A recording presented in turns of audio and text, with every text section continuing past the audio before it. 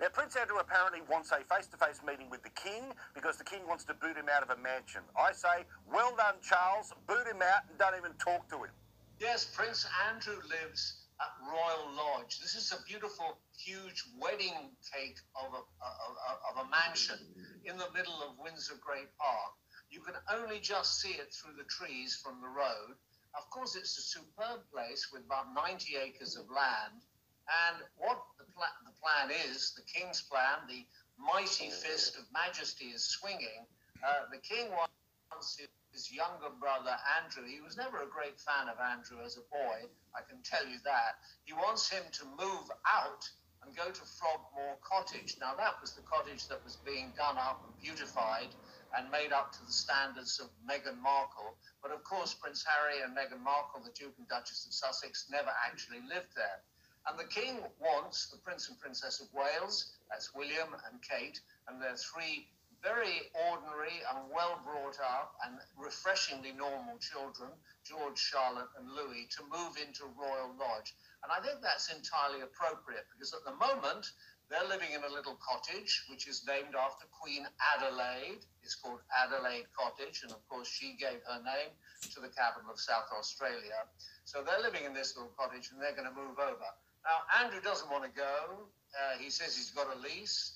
And he says he's worried that they'll turn off the water and the electricity to try and push him out. I don't think the royal bailiffs are going in yet, but what the King wants, the King is going to get. He's certainly asserting himself. He's waited 70 years for the job, and he's laying down the law.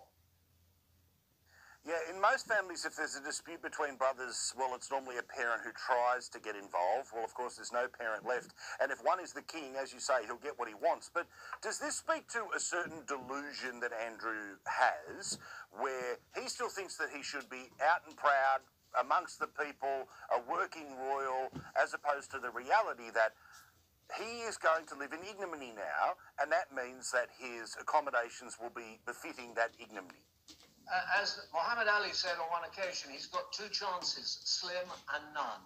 And I'm afraid, Paul, I haven't got very much sympathy. I'm afraid he has got no chance of getting back.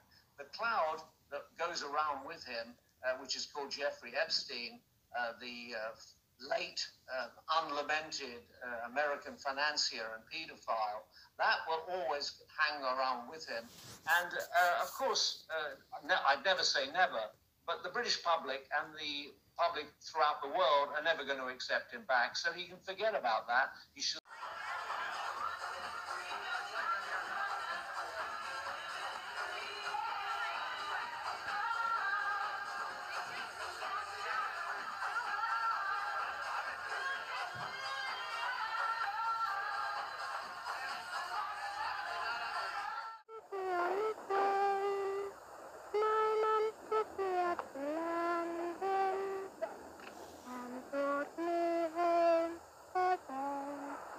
Kids a little treat. Take them up to London.